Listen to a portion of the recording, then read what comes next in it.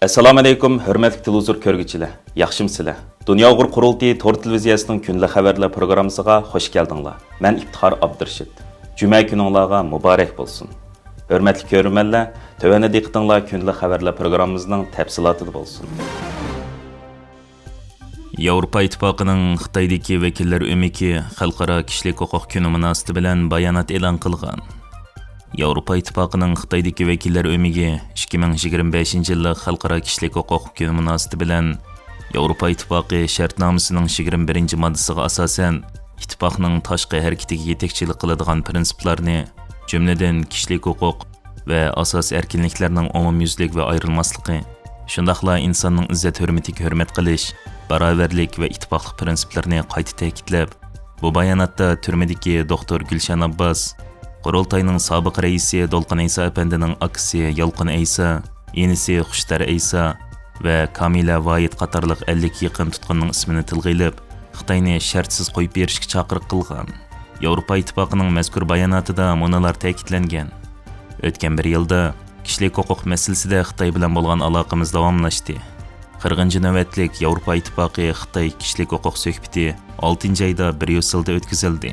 2025 yili 7 oyda o'tkazilgan 25 navbatlik Yevropa İttifaqı Xitoy boshliqlar yig'inida, shundaqla BDT kishilik huquq kengashining 59 va 60 navbat yig'inlarida kishilik huquq masalalarini uzluksiz o'tirib qo'ydik.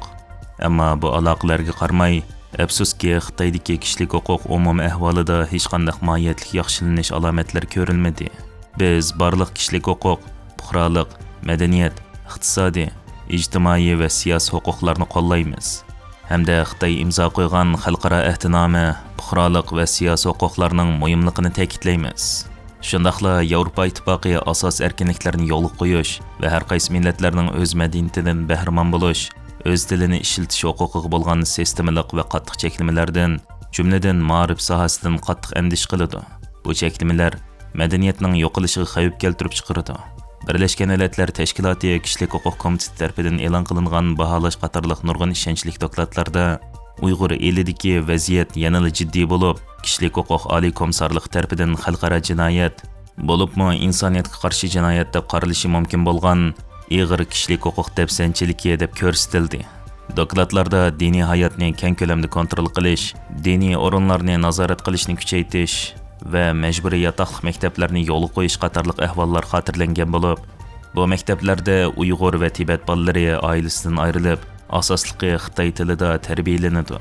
Yevropa İttifaqı bu bayonotida majburiy emgak va majburiy g'oyib qilib o'tishlarni tilga olib, tovandikilarni o'ttirib qo'ygan. Xitoy tarafidan majburiy emgak yo'tkash planlari to'g'risidagi xabarlarning davomlashayotganligidan qattiq andish qiladi. Yevropa İttifaqı Xitoyni o'lim jazosini to'xtatishga, jazoni tekshirish va delillarni doklad qilish uchun qattiq va oshkor tartiblarni qo'llanishga va oxirida bu qaytarg'ili bo'lmaydigan amaliyotni bekor qilishga chaqiradi. Biz kishilik huquqni qo'g'dovchilar, advokatlar, jurnalistlar va asos huquqlarni ijro qilganligi yoki qo'g'daganlik uchun bostirishga duch kelgan barliq kishilar bilan bir safda turamiz. Xitoyda o'z fikrini bildirgan shaxslar davomli besimga uchrash, qo'rqitish, tajovuzchilik uchirtish, cheklash, uyda qamoq ilish, qonunsiz tutib qilish, qiynash va nachar muomalaga uchrash va majburiy g'oyib bo'lish qatorli qilmishlarga duch kelyapti. Yevropa İttifaqı Xitoyni qonunning ustunligini saqlashga va hammalar uchun adil sud va qonun tartibiga kafolatlik qilishga chaqiradi. Kishilik huquqni qo'g'dovchilar va ularning oilalariga qartilgan besimni o'z ichiga olgan, xohlagancha tutib qilish, qiynash va boshqa insoniyatga xilof muomalalarga doir ayblashlarni umumyuzlik shaklda betaraf tekshirish elib berish kerak. Barliq tutib turilganlar o'zlarining qonuniy vakilini tanlay oladigan, yetarlik davolanishga erisha oladigan va tuqqanlari bilan doim aloqalasha oladigan bo'lishi kerak. Majburiy tutib turish yoki nazorat ostida oilasidan, jamiyatdan ayirib etish, bularni Birlashgan Millatlar Tashkiloti majburiy g'oyib bo'lishning bir shakli deb baholagan. Qiynash, nachar muomalaga uchrash va majburiy yoki televiziyada ko'rsatilgan iqror qilish xalqaro qonunga og'ir darajada xiloflik qilish hisoblanadi va butunlay yo'qotilishi kerak.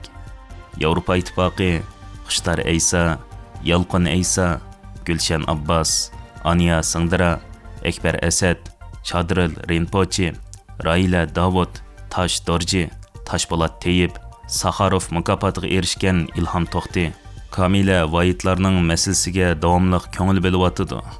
Yevropa Ittifoqi so'z erkinligi, taratqularning mustaqilligi va uchurlarga erishishning javobgarlik va unumli boshqarishni kafolatlantirishdagi muhim rolini ta'kidlaydi. Xitoyda bu erkinliklar yanada qattiq cheklanmoqda. Torda keng ko'lamda kontrol qilish, raqamli supalarni kuchaytirish, ijtimoiy sezgur masalalarni o'z ichiga olgan mazmunlarni o'chirish va ishlatuvchilarni rasmiy bayonlarga moslashishga majburlash orqali so'z erkinligini bostirish davomlashyapti. Jurnalistlar, boshqa taratquv xizmatchilari va blogchilar kasbiy vazifasini ado qilganlik uchun qo'rqitish, nazorat qilish, qo'lga olish, ayblash va qattiq jazolarga duch kelyapti. Xitoy jurnalistlar, chet ellik muxbirlarmi besim, nazorat qilish, xabar qilishga to'sqinlik qilish va viza aniqsizligi qatorliq cheklama muhitda faoliyat olib beryapti. Yevropa Ittifoqi yana Xitoyni so'z erkinligi va fuqarolarning qatnashishining ayrilmas bir qismi bo'lgan namoyish qilish huquqiga hurmat qilishga chaqiriq qiladi. 13 Uyg'ur tashkilotlarining mas'ullari Amerika Tashqi ishlar ministrligi va Amerika Davlat Majlisi Xitoy ishlar komitetida Uyg'ur masalasi bo'yicha muzokara yig'iniga qatnashgan. 11 dekabr payshanba kuni Uyg'ur akademiyasi bilan Uyg'ur harakati tashkilotining tashkillashida Dunyo Uyg'ur qurultiyi, Avstraliya Uyg'ur jamiyati, Uyg'ur tadqiqot markazi, Kanada Sharq Turkiston jamiyati, Amerika Uyg'ur jamiyati, Uyg'ur kishilik huquq va demokratiya markazi, Sharq Turkiston tadqiqot fondi, Shvetsariya Uyg'ur jamiyati, Yevropa Uyg'ur madaniyat markazi, Uyg'ur kishilik huquq qurilishi va Uyg'ur huquqlarini qo'g'dash qurilishi qatorliq 13 Uyg'ur tashkilot rahbarlari birlikda Washingtonda Amerika Tashqi ishlar ministrligi va Amerika Davlat Majlisi Xitoy ishlar komitetida Uyg'ur masalasi bo'yicha muzokara yig'iniga qatnashgan. Amerika, Kanada, Yevropa va Turkiyadan Amerikaga kelgan 13 Uyg'ur tashkilotining rahbarlari, Amerika Tashqi ishlar ministrligi va Amerika Davlat Majlisi Xitoy ishlar komitetidagi amaldor va mutaxassislar bilan birlikda Xitoyning Uyg'urlarga qaratgan irqiy qirg'inchilikni to'xtatish, jazo lagerlaridagi Uyg'ur sarxillarni qutqizish, jazo lagerlarini taqash, Uyg'ur majburiy amgigiga chetishliq shirkatlarni jazolash, Xitoyning chegara halqigan bostirish siyosatiga qarshi elinadigan tadbirlar, Uyg'ur tashkilotlarini zarur turlar bilan ta'minlash va Uyg'ur kimligining qo'g'dilishi qatorliq Uyg'urlarga munosabatlik muhim temalar ustida muzokara olib berib, vatan ichidagi Uyg'ur vaziyati va muhojiratdagi Uyg'urlar yo'liqqan qiyinchiliklar va Xitoyga qarshi harakatlarimiz haqida tafsiliy ma'lumot bergan va Amerika hukumatidan kutadigan konkret talablarni o'ttirib qo'ygan. Amerikadagi mazkur organlardagi amaldor va mutaxassislar birdek Xitoyning zo'ravonligini to'sish, Uyg'ur qirg'inchiligiga xotim berish va Xitoyning chegara halqigan bostirish siyosatiga qarshi elib berishga tegishli Amerikaning Uyg'ur va Xitoyga munosabatli qonun siyosatlari va chora-tadbirlari haqida ma'lumot berib, o'zlarining bu vaqtdagi irodasini ifodalashgan. Amerika parlamenti a'zosi, Amerika Davlat Majlisi Xitoy ishlari alayli komitetining raisi John Molinar hech kim Uyg'ur qirg'inchiligi to'g'risida bilmaydiganligini aytolmaydi. Washingtonda Uyg'ur akademiyasi va hamkorlashgan tashkilotlar tomonidan uyushtirilgan Uyg'ur qirg'inchiligiga qarshi turish faoliyatida so'z qilgan Amerika Davlat Majlisi Xitoy ishlari alayli komitetining raisi John Molinar Xitoyning davomlashayotgan qirg'inchiligini ayblab, hech kim Uyg'ur qirg'inchiligi to'g'risida bilmaydiganligini aytolmaydi degan o'ttir qo'yib, Uyg'ur majburiy amgigi bilan ta'minlashning oldini olish qonunini yo'lga qo'yish va Xitoyni javobgarlik tortishning zarurligini qayta ta'kidlagan. John Molinar so'zida munolarni o'ttirib qo'ygan. Kommunizm parchalanib ketgan va vayron bo'lgan bir ideya. U iqtisodiy jihatdan unum bermaydi, davlatni texmo bexatar qilmaydi va ma'naviy jihatdan unum bermaydi. U sinaq qilingan har qanday yerda e'tiqodli kishilarni nishon qiladi. Bu insonlarning asos orzusiga mos kelmaydi. Kommunizmda hamma narsa davlatga tava. Davlatdan ulug' narsa yo'q. Ammo davlatni xatolik o'tkazadigan va gunoh qiladigan kishilar boshqaradi. Shunga biz davlatdan yuqori kuchga ega ekanligini bilamiz. Shunglashqa Xitoy Kommunistik partiyasi e'tiqodli kishilarni mansitmaydi. U hammalarning o'zining mukammal ekanligiga, xatolik o'tkazmaydiganligiga ishonishini umid qiladi. U tanqidchilarni cheklaydi, o'qituvchilarni turmaga tashlaydi va sizlarning e'tiqodinglar sababidan xalqinglarga qarshi qirg'inchilik olib boradi. Bu partiya dinni xitoylashtirishga ishindi.